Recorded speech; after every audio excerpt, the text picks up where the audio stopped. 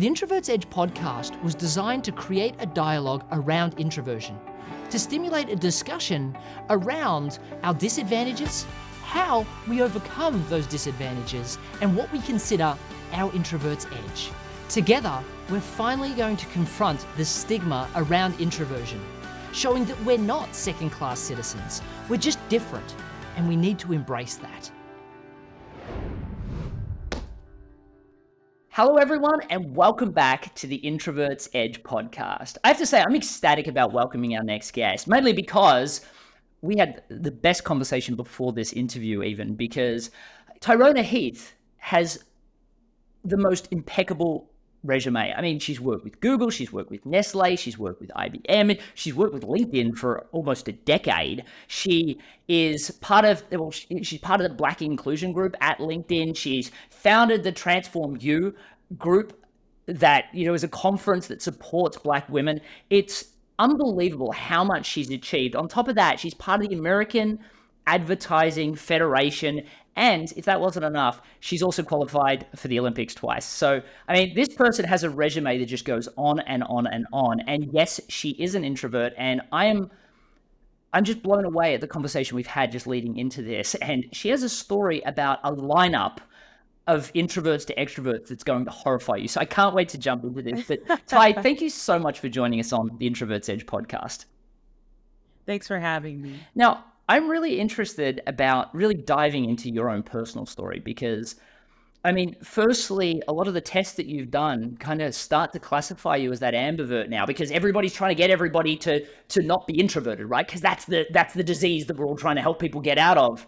Drives me nuts. But what I would love to just understand from yourself, because your own personal journey is really interesting, especially as you kind of came into the world of speaking and, your energy and how you draw your energy. I'd love for you to just, for those people that are like, wow, this person, she's very articulate, everyone, so you're going to discover that. For those people that are hearing you for the first time, help them understand your kind of own, introverted journey and path to speaking on stages and being the influential person you are.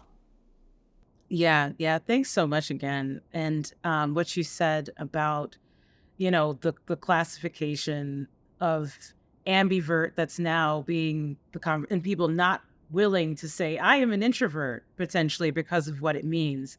I think part of sharing my journey is also sharing that the journey in my mind was a journey of accepting myself for who I am, for everything I am and everything I'm not. Right? We all have ways of being. Some of those came from the things we had to do to survive and make it. But there are also some fundamental things that I'm now very comfortable in my skin, that I've come to accept about how I like to work, how I like to show up, the way I like to have relationships with people. And I'm excited to say that those things are perfectly fine. And I want everybody else to feel the same way that I feel about those things. If you can get to that space, it's a very peaceful space. But I grew up in upstate New York, between upstate New York and the island of Jamaica. My parents were from Jamaica. I was born in the United States. And my sisters and I were the only Black children of within the school, pretty much. So grew up between the two spaces, feeling very much like I didn't fully belong, I would say. So that, I think, was a huge part of growing up and not quite feeling like you fit in. And if you can imagine as a child or someone trying to make your way, trying to make friends, and kind of being like the odd person in each environment, it means that you're doing a lot of thinking. There's a lot of pressure to fit in, and so that was a journey in itself. Learning how to sometimes just be by yourself, trying to suss out, who could be a friend to you, who could honor being friends with someone that's very different than perhaps the other people they surrounded themselves with. So I became very comfortable being uncomfortable, doing a lot of thinking. I spent a lot of time writing and reading. I do think that even if it weren't that way growing up, I would still have been the same type of child. My mom would take my sisters and I to the library, and you know those big brown grocery bags that you get, not the small ones, the large ones. I would fill that up to the brim with books, get home, go to my room, shut the door, and and just keep reading. And that was heaven for me. And I wish I had the same kind of time to be able to do that. That is really a happy place for me. I spent a lot of time writing stories, synthesizing ideas, even as a child. I liked talking one on one with my sister, or like the few friends that I did have. That was really precious to me. Uh, the thing that I think really started to open me up was being involved in track and field. So if you know Jamaicans, you know we love track and field. Literally grew up going to the track. My dad would take me down there and show me how to get out of the blocks. And, you know, uh, it was just a huge part of my life. And track is a pretty individual sport compared to other sports.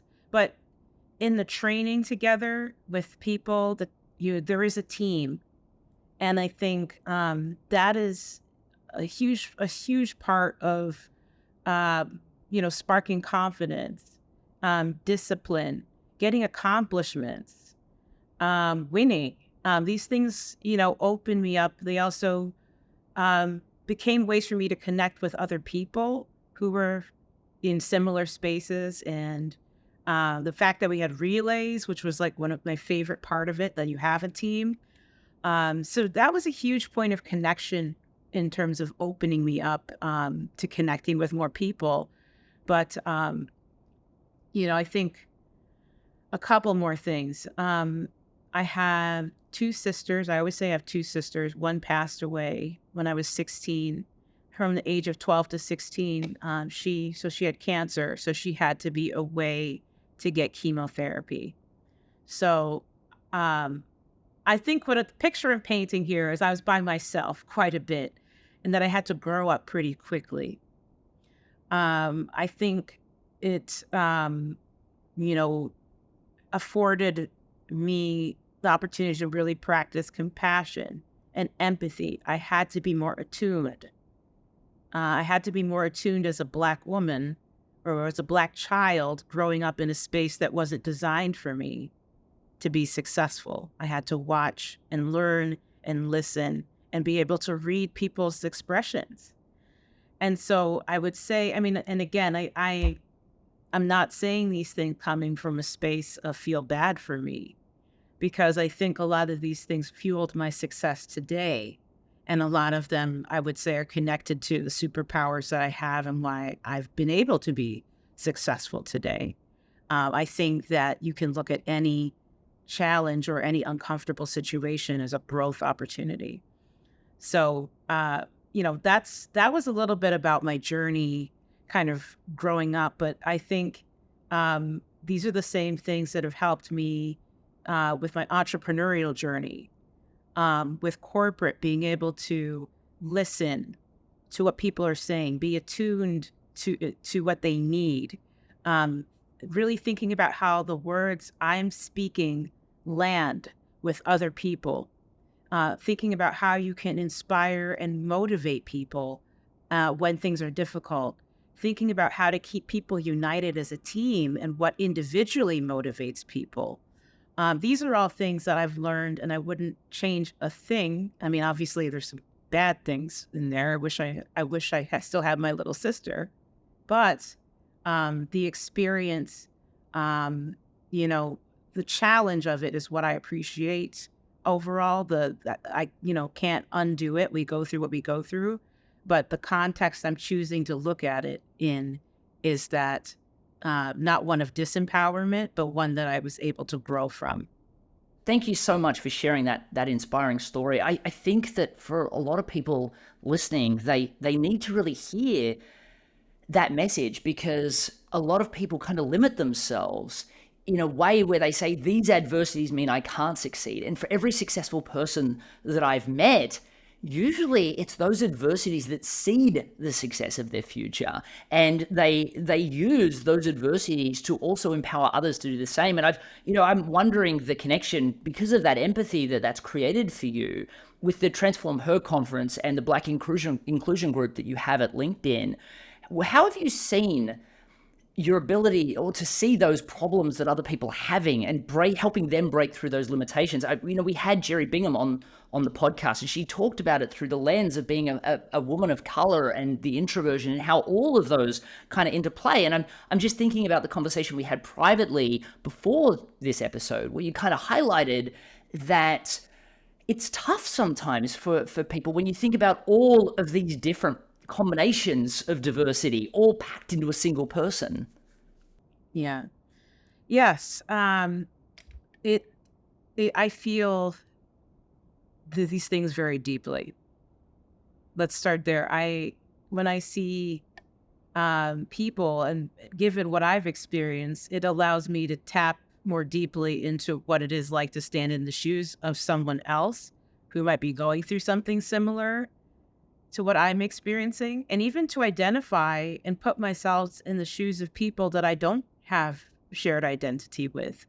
One of the things that we realize, like whenever you go to a movie, for example, you're sitting and watching the movie, it's a story, and there's a main character and they go through their journey.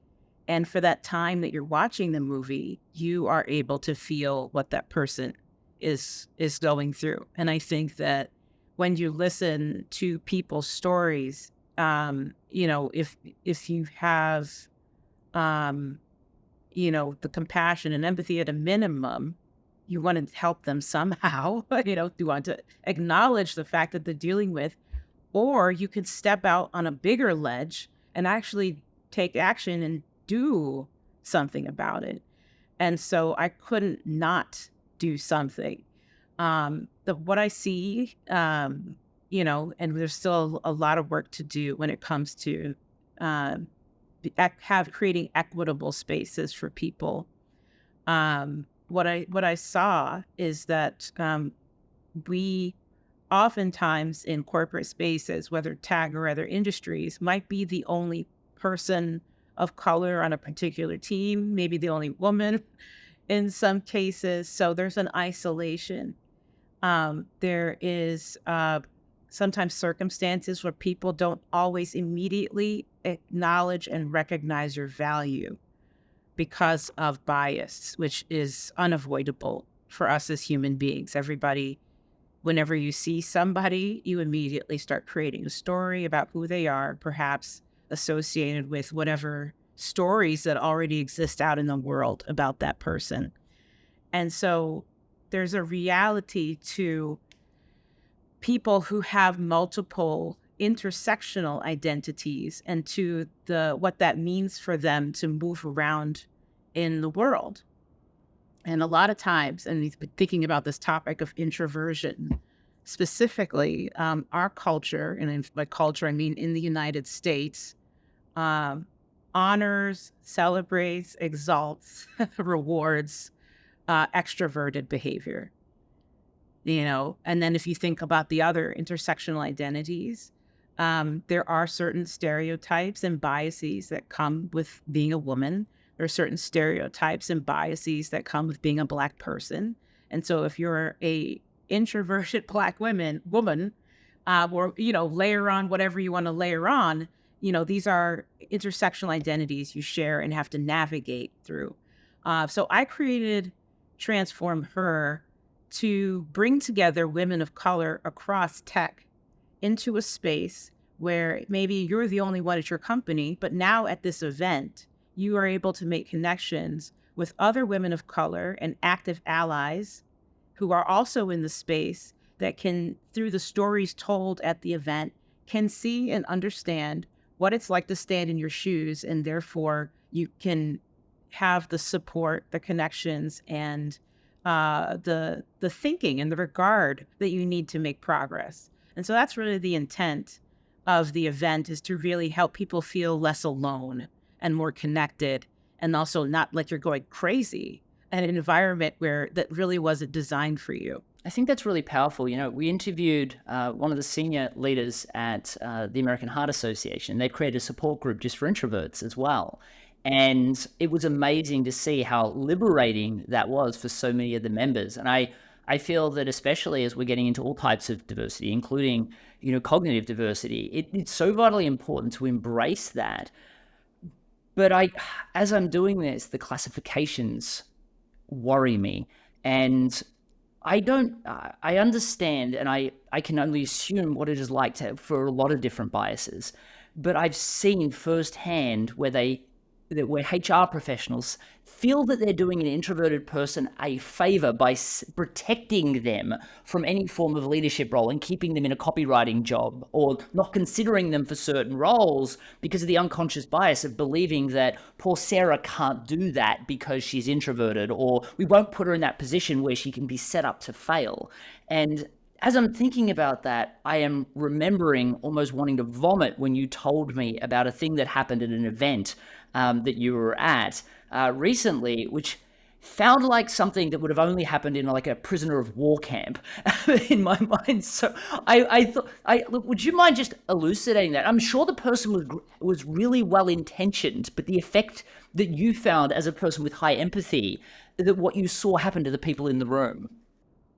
Yeah, it was a cringeworthy moment for me. And I can only, like, as you said, I'm certain this was a well-intentioned thing. You take in this program I was in, we had to take one of these sort of personality tests. I don't think it was Myers-Briggs, something of that nature. We had to take a test, and we had the results of the test in our hand in an event, and we were asked to stand in a line from level of introversion all the way to level of extroversion. So it was like degree of introversion to extroversion. Please line up by that. And so all of the participants spanned across the room, and I felt just uncomfortable, and I couldn't help but think, what is the intent here? I what we're talking about, a lot of these labels and things that we use to kind of make sense of the world. And I think people do this because we want to control things. We try to do things to help us feel like we can manage uncertainty, but these are constructs, if we get down to it, but they are very real for people. And I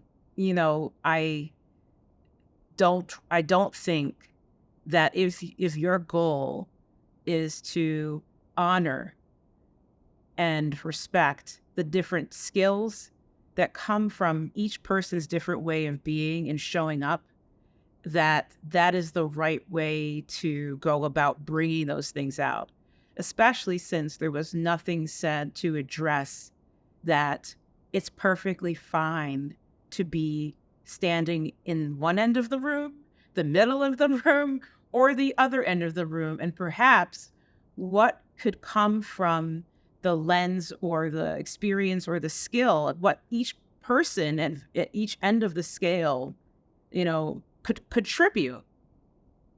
So it was tough. It was tough to take in. Yeah, I can imagine. And I remember you kind of saying that the person on the high end of the extroversion scale was standing there from a sense of pride, where the person on the far end of the introversion scale was almost standing with a sense of shame, kind of crouched over. And yet, Yeah.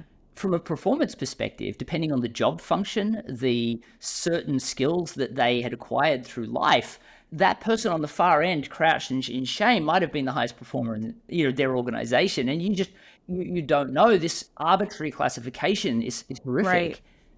Yeah, we're all in the room for a reason. Let's start there. Yeah. Yeah, but absolutely, the person on the extroverted side of the room was jumping out of their skin, and the other person was sort of a little silent, kind of standing very still on the other end. And I think the exercise also didn't honor how, like, just even thinking about the structure of the exercise overall if you're someone who needs to, it doesn't mean you're shy. Let's be clear. We've talked about this. It doesn't mean that you don't want to socialize or you don't. But these events don't always consider creating spaces or thinking about how to honor people who maybe identify as more introverted, who perhaps need space to energize, recharge, or who want to connect in more intimate spaces. No, that's right. That's a really important point. I think for a lot of people listening though, and I'm hoping to steal your expertise from other arenas, because you have lobbied for women of color. Well, you've lobbied for people of color, you've lobbied for women, and for a lot of people, these are dangerous territories to talk about, to have open dialogues about, because they don't understand them. And I feel like introversion is just another thing that people don't understand, and they're scared to bring it up. And I'm thinking back to conversations that I've had where people think the desired effect is to get out of that condition of introversion and find their way into extroversion. And I feel that you have a different lens that you might be able to add value here. For those leaders that are like, okay, I want to have an open conversation where people don't see introversion as a positive or a negative, or extroversion for that matter as a positive or a negative, but I want to help kind of lean into everybody's strengths and also make sure everybody understands they can achieve. What advice would you give them to perhaps create a safe place for an open dialogue and not make anybody feel less than, but also create a place where they can fill those skills gaps and create a really successful dynamic team? Yeah. If you are trying to, like, the keyword is team. And if you're trying to create a strong team, imagine having only one type of player on your team. One type. Yeah. You only have a center, basketball, right? Yep. You have one play, like, you really can't do anything with that. It's really difficult to advance. And so what leadership is, part of being a leader, is looking at each player, each person you have, and thinking about, how do I create the strongest possible team? How do I balance where we're weak? How do I strengthen where we need to be strong? And a lot of times that means drawing from different types of people. And it is inside the even creative tension of disagreement that with people that have different lenses, they bring that to the table, that the strongest possible ideas, that the decisions that maybe need to be made are going to be the strongest possible decisions because they've been vetted and seen, that you have people to do various things within your team playing together.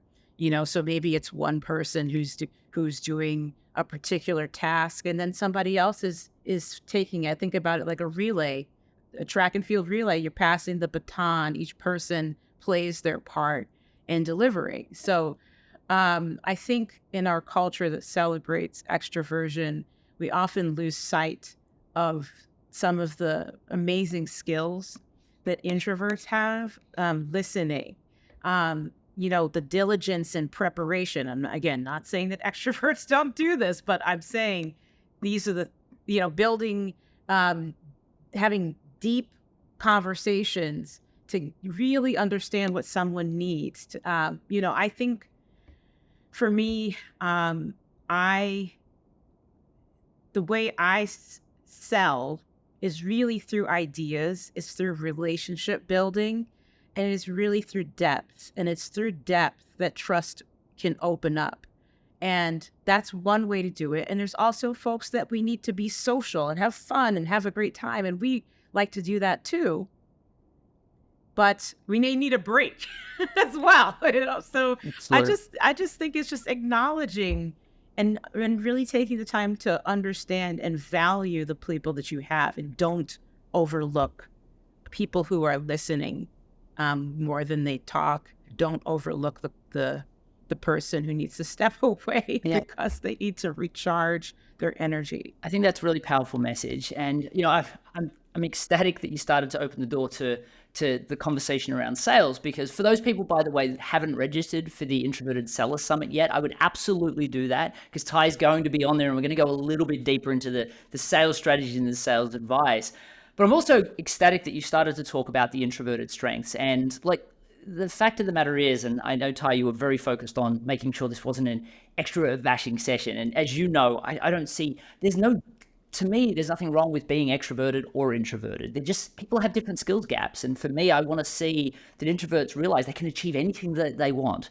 They're not limitations. They're skills gaps, just like an extrovert that perhaps doesn't listen and doesn't empathize well. A HR professional will say, go get coaching. You can fix that. We need people to see introverts the same way. We have our skills gaps, and that doesn't mean you need to want to be a sales professional. It doesn't mean you want to speak from stage, but it also does mean you can if you choose to. And because of that, I want to really bring back to this.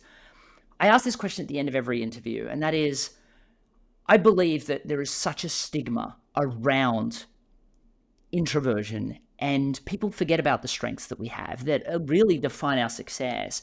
If you could pick one strength that you have that you could consider your introvert's edge, what would it be?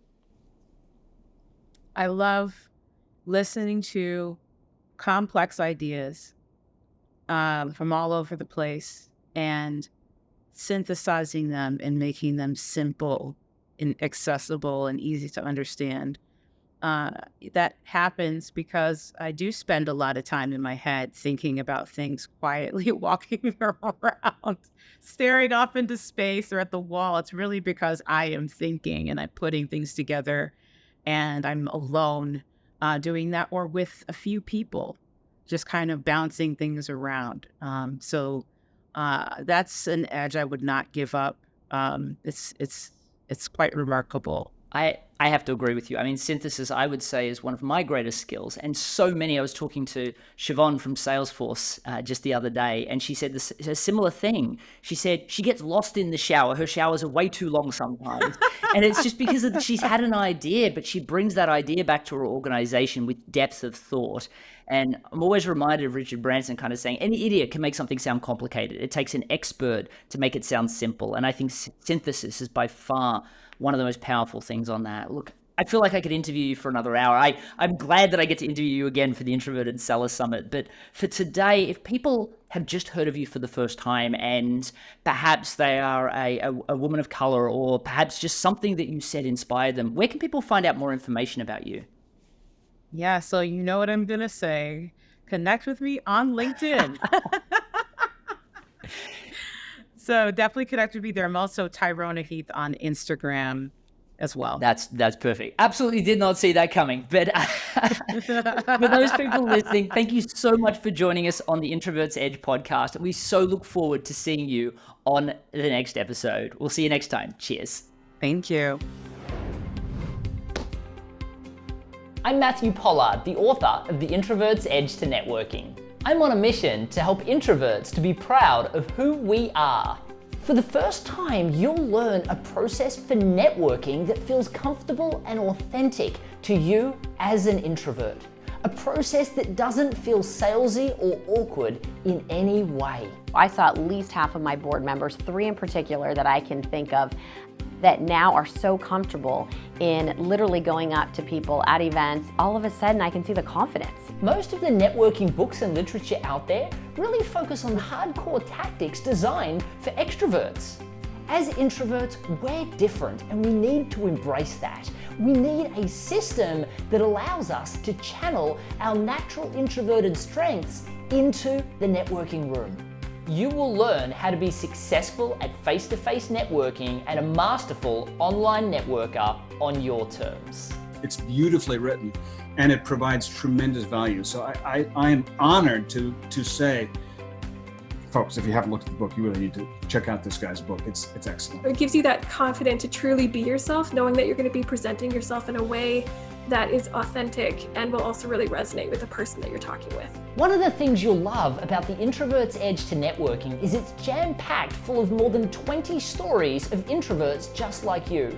People that have likely started in much tougher spots than where you are right now, and how they've leveraged the strategies that you'll be learning to obtain phenomenal career and small business success. I was about to give up on my business. The results started coming in right away. In fact, a year later, the Chamber of Commerce awarded me the Business of the Year. You need to go read his book, because everything he does is what people need, whether they're an introvert or not. I've been fortunate to receive endorsements from some exceptional introverts like Neil Patel and Ivan Meisner, the founder of the world's largest networking group, BNI. What I love about the Introvert's Edge is that it talks about the things that make an introvert successful. The Introvert's Edge to Networking is going to destroy all of the barriers that you have around whether success in networking is possible for you. Now I'm up to kind of 5 figures, triple my prices or more. It was like the deals just kept coming in, and it was incredible. Like, I had never seen anything like it before. I was able to triple my revenue, and that's happened within 6 months. We've gone from 10 million a year to 20 million a year. I wrote The Introvert's Edge to Networking after the success of the first in the Introvert's Edge series, which focused on sales. I decided that it was just as important, perhaps even more so, that we had a networking book that was designed to help us as introverts dominate in the networking room and in online networking, that was specifically written for us. So if you're an introvert, don't delay. Head to theintrovertsedge.com/networking to get access to the first chapter of my new book completely for free today.